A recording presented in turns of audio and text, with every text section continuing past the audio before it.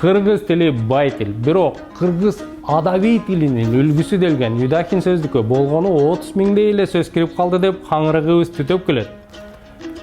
Бирок биз өзүбүз билбей калган сөздөрдүн баарын жокко чыгарып, андай айтылбайт, кыргызда мындай сөз жок, мындай жазылбайт, эзели айтылчу эмес деп бири-бирибизди матап, сөзүбүздү оозубуздан жугуп келебиз.